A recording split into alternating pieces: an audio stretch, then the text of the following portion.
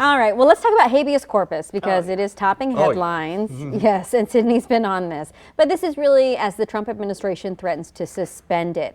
And I know that you've been kind of looking into this. Do you feel like you're an expert now on habeas corpus? Probably. Or? And you know what I'm saying? It's a term I've never used before today and overnight working on this, but I can tell everybody what it is. So habeas corpus is in the Constitution.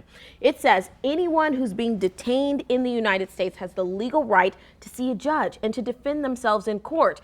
Now, as we all know, the Trump administration has been ramping up deportations. The White House is hoping that suspending habeas corpus will make the deportation process faster.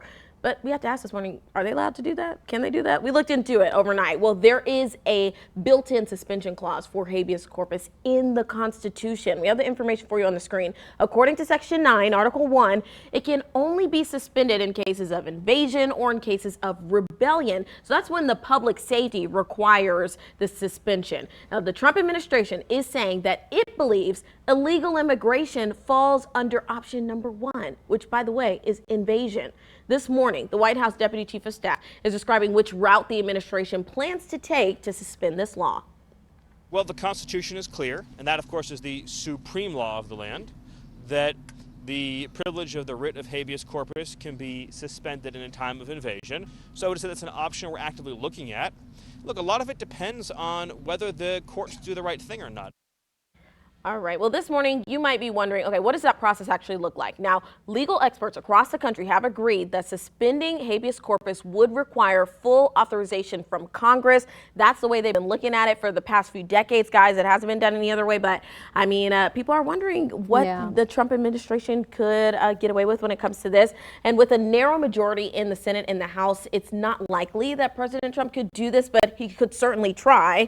And he wouldn't be the first to suspend this clause, guys. This actually has happened in history before. Other presidents have done it. So we did some more deep diving, right? Okay, so when the Civil War broke out in 1861, President Lincoln suspended habeas corpus. Then he did it to detain suspected spies and Confederate sympathizers. Let's fast forward 10 years then. During Reconstruction, Ulysses S. Grant suspended habeas corpus again, this time in parts of South Carolina that were overrun by the KKK. And then after that, the most recent case of this being suspended was when FDR suspended it in Hawaii after the bombing of Pearl Harbor. So you see very significant events here leading to this suspension.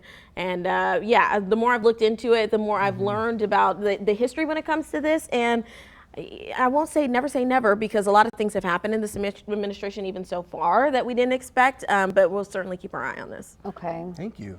Well, you know, we know that the president has questioned, has been questioned about the legality of all of this, right? So I guess you're right. I mean, like executive orders, like conversations, things that we were not expecting. Yeah, to happen. We're just over 100 days in. I mean, so there's a lot that could happen. Now, Trump last week was interviewed about this. Okay, and he was asked whether or not the Constitution requires him to uphold due process for people who are not considered citizens in the U.S. And it was Christian Walker who asked him that.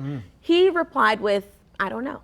That's what he said. That was his response. IDK, and he basically pointed out that it would be considered a quote burden to have all of these trials for millions of people who are up for deportation. But think about, how you would feel if you were in those shoes, somebody who's at risk of being deported, and then your right to a trial is stripped away. So that's where we stand right now. You are a specialist now. Thank you. Pre-law specialist. I wonder what the difference is between due process and habeas corpus. It's the same thing. It really is. Yeah. So, but here's what habeas corpus really, I want everybody to take away from it. It says anyone in this country has that right. That's what's outlined in the Constitution. Anybody. And the Trump administration is arguing that shouldn't apply to people who are not in this country legally. So that's where we're at. All right. Yeah. To be continued. To be continued. There's so much to say. We'll stay on it. Go on to weather. Yeah. Thank you so much, No Sydney. problem.